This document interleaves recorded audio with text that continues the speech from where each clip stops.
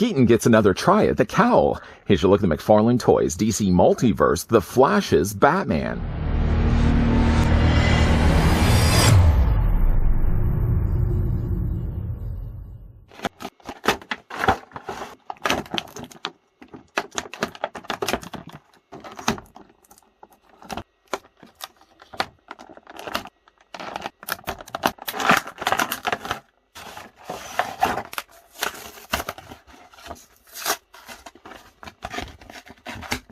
When Barry Allen arrives in an alternate 2013, he urgently seeks out the expertise of his friend and mentor Bruce Wayne, but the one he finds in the multiverse is different on all fronts. Older, long retired from services as Gotham City's protector, and somehow even more hardened than the billionaire superhero Barry has grown to know. With a global threat on the horizon, Bruce Wayne must decide whether he can become Batman once more. Just before we see what Bruce has been up to, let's go ahead and grab the tape measure just to see how tall the brand new Batman is from the new Flash movie. While I'm also measuring this guy off, I'd like to thank the folks over at McFarlane Toys that did provide this sample we're about to have a look at. Batman we can either measure to the top of his head or measure to the tops of his pointed ears. Yes, we're going to probably measure to the tops of his ears. Factoring that in, the figure of Batman stands 7¼ inches in height, or he's going to be about 18 centimeters tall. To come included with Batman, you did get yourself a trading card and display stand. We'll look at trading card first. It isn't quite, in this case, figure photography, nor is it actually a still from the Flash movie. Instead, what we get here is sort of an illustration. One could say it's maybe concept art for what the Batman suit may look like in the movie. Down below, in this case, it's actually pulled from the Flash movie. And if we flip it around to the back, one thing that's rather interesting about this is not that his real name is Bruce Wayne. Everybody knows that. But it's actually the paragraph read below that. I don't know if this is a spoiler, but based on only the trailer we've actually had the chance to see so far, I just assumed that Bruce Wayne has been Batman this whole time. A little bit older of a Bruce Wayne, but he was still Batman either way. But according to this, it actually looks like more indication that Bruce has come out of retirement to help Barry Allen. So he actually hasn't been Batman this whole time. It'll be really interesting to see how that's going to play out. Nice looking card, though. We're going to put that to the side. Of course, one thing also coming included with Batman. Still the same display stand. Nothing wrong with that. You got the DC logo down below here. And one corner peg that's going to plug into the underside of Batman's boots. Just going to move that to the side as well. The figure also comes included in this case with closed fists. I'm really considering that he actually comes with actual accessories. Not likely going to be swapping these out and changing them out with closed fists. But I guess if he wants to be punching around villains, Batman doesn't kill. Well, yes, he does technically. Even actually, Michael Keaton does kill in many of the Batman movies. The two, at least, he's actually appeared in. But you get yourself at least some punching fists, so those are always good. We're going to put those to the side. But then the figure actually comes with these. That's really interesting. A little nod to the original '89 movie. You do get yourself more of an '89 Batarang, not one that actually is remote control like in Batman Returns. And then you also get yourself the grapple gun. In both the cases, strangely though, they've molded these in silver plastic and not black. I would have assumed, does this come in black, that these would have actually come, in fact, with black plastic and not actually silver, unless for some reason in the movie they ended up being silver instead of black. These do fit into Batman's hands, and without, again, changing out any of the hands at all, you can simply just take the Batarang and fit it into one of Batman's hands, and then you can do the exact same thing. Now, with this hand, actually, one of the reasons why I actually put the grapple gun on this side is it actually does have somewhat of a serviceable trigger finger, so you can actually have it resting against the grapple gun. Batman can actually successfully hold both of his included accessories. Still strange that it's actually being silver plastic that they end up utilizing here, but still, the fact that he actually comes included with these nods to the original movie is fantastic. Getting a closer look, though, at Batman here. Now, this is Batman, of course, a little bit older in the years, but the suit itself doesn't look like it changes all that much. They end up using what seems to be the suit logo from Batman Returns, so you'll see that the little missing spikes on either side of the main point is completely gone here. And it also seems as well that the bat emblem might be a little bit more closer together, not as wide of a bat emblem as we got in the earlier movies. Head sculpt wise, for what it actually is not a bad looking Batman. From certain angles as well, it can't help but notice it looks a little bit like also Val Kilmer's Batman. Sculpting on this one is quite good. There's also going to be a release of the unmasked version of Batman, which we will be looking at in an upcoming review. The actual points of the cowls are actually very soft plastic, so just be careful that these don't come out of the packaging warped. They seem to be of higher ears than earlier Batman suits. The cowl usually, I think, was a little bit shorter, but not that much. Michael Keaton had pretty high ears, unlike, say, Ben Affleck's Batman, who's had tiny little ears sticking out the tops of his cowl. Paint, he actually seems to have a little bit of a, I don't know if you can actually see it here, almost like a dark brown that they've airbrushed around, only around the outer area of his face. it sort of does give a weird looking coloring to it, almost as if he's supposed to have like a little bit of stubble. It doesn't look as much noticeable from the sides, but you sort of see it a little bit more from the front, that he's got kind of this strange airbrushing of brown around the bottom of his mouth.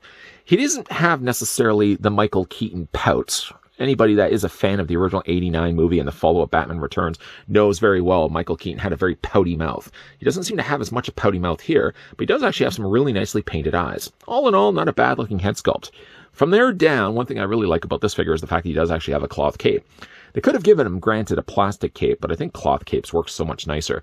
I am really specific when it comes to those figures. Like, for example, I'm just looking over right now at movie Shazam. Movie Shazam, I think, works better with a plastic cape. It's sort of on a trial, case-per-case basis. I think actually with a Michael Keaton Batman, it works better to have a cloth cape than something plastic. One thing also you'll really notice here with Batman is the omission of a lot of additional colors. Batman's suit originally was all black anyways, but things like his utility belt tend to be yellow as well. In this case, Batman seemed to have gone in favor of something a little bit more stark and black. Unfortunately, with that now being black instead of yellow, it does mean that a lot of the figures really just basic black plastic. They have mixed it up a little bit. So while, for example, you can see like his suit itself is sort of more of a matte black, there are areas that shine a little bit more, like he's got it on his pectorals. Strangely, that he has matte here, but he's got shinier pectorals and shinier abdomen. He also has shoulder pads in this case. Gauntlets are also something that's more of a shinier black plastic. And as we look a little bit further down on the figure, one thing they did actually do differently was they painted the boots. I'm not sure how much I really like the idea that it almost kind of looks like they've done a yellow wash to it, painted over top of the existing boot plastic. I think they probably should have just left it the same coloring as the rest of his suit. Flip the cape over so you can actually see what's going on here. There is no storage, obviously, anywhere on the utility belt where you can actually take the Batarang nor the grapple gun and attach it onto his utility belt. So it's either going to be in his hands or you're going to have to just put it in a baggie somewhere else. One thing I really like about the suit. It does look better, honestly, in figure than it did online. Many of the images I've seen, certainly online, Batman sort of looks like he's barely able to bend inside the suit. It sort of looks like it has a really hard, kind of rigid plastic nature to it. This suit actually does have a little bit more of a streamlined look to it. I'm sure it's going to look a lot better in the movie than it maybe does in actual stills that we've seen so far. One thing also that he does have something similar to the original 89 suit is sort of the way that the cowl piece attaches. But one thing that's really neat is the fact that unlike the earlier 89 Batman suit, where obviously Keaton had to do the more now known as the Keaton turn, this Batman actually does possess proper head articulation. I don't know if that's going to be the case also in the movie as well, that Batman's going to devise a way to finally be able to turn his neck. But this one actually does have a lot more posability than even the original 89 and the follow-up 92 Batman Returns. For the articulation on this new Batman, the head does look down, does look up. So already it has the original suit beat. Head does also rock back and forth also as well. And of course, yeah, you can rotate it all the way around. As for the arms, now the arms are going to be something that's a little bit more limited. Probably a lot of it has to do with the fact he's got the shoulder pads there on the tops there. Now that's going to limit a lot of the articulation when it comes to Batman's arms. I can only really bring them out at about 45 degrees.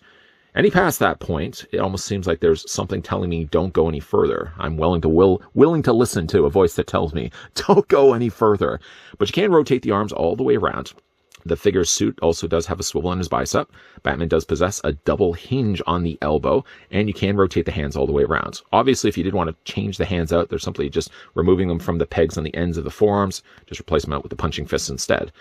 The upper torso is on a very generous ball joint, and also, he does also have a very good ball joint at the base of the abdomen area. Legs seem once again to be on ratcheted joints. You can kind of see the way, I always keep doing this, but you kind of see like there's a little lip of plastic right there. Rather uncomfortable place to have Batman posed right now, but you can kind of see like there's little lips of plastic there that sort of give you a little bit of a ratcheted joint when it comes to moving the legs back and forth. Legs go forward this way, the legs also go back this way as well.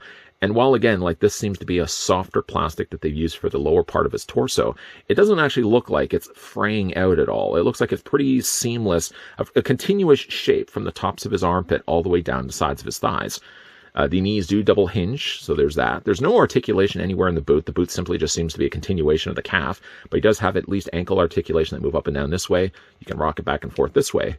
And he does also have toe articulation as well.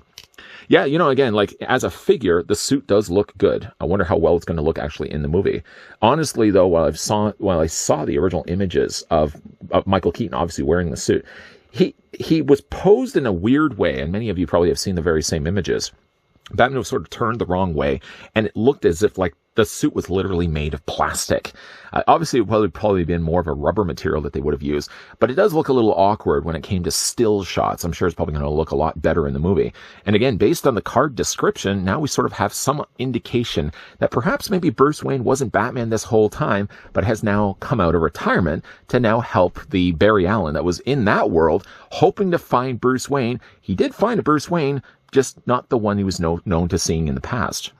I feel like it would be safe to assume if Batman's coming out of retirement and dusting off the, proverbial dust on his cape and cowl, that he likely is going to be bringing back out of retirement those old original Bat gadgets, like, for example, the Batarang and grapple gun. So I don't think it's that far removed, the idea that he could be using these old original gadgets. Whether they're going to be in silver, though, in the movie, time will, of course, certainly tell. Based on what we've seen, at least, of images online, and, of course, the trailer that we got very little of to see, Batman looks like he's also had many different designs of the Bat suit before he finally hung it up. One thing that also comes back as a reappearance in this movie seems to be the original 89 Batmobile. So somehow after the events of Batman Returns, he was finally able to build back the 89 Batmobile. And we're going to be seeing that also as well in the movie. I'm super excited for that. Speaking of Batmobiles, by the way, if you didn't already know, an FYI, the folks over at McFarlane Teams not only have produced a Keaton Batman, but they have also produced a Keaton Batmobile that the character Batman can, of course, sit inside. We will be looking at that. Oh, yes, we will, in an upcoming review. So certainly stay tuned for that. But when it comes to Keaton Batman, how do you guys feel about the idea that he's actually coming back to play the role again? I think it works okay as a cameo in a movie, but I don't know if I would want to see a commit to the idea of a Keaton entire solo Batman movie. Because, of course, the character is a little bit older, although the way he flips around in the trailer, I don't know if somebody that's been retired from being Batman, I don't even think anybody at that age point would be able to flip around the way that Keaton seems to be flipping around in the trailer. But I don't know if I'd want to see him in an entire solo Bat movie, because I think he would really then show his age. But it certainly is a cameo. He seems to be the most important thing that's happening right now in the Flash movie. People seem to be talking less about Ezra Miller in a Flash movie and talking more about the idea that Michael Keaton's coming back to play Batman. Yes. Big thank you to the folks over at McFarlane Toys that once again did provide the sample of DC Multiverse, the Flash movie, Michael Keaton's Batman, that we can have a look at in this review.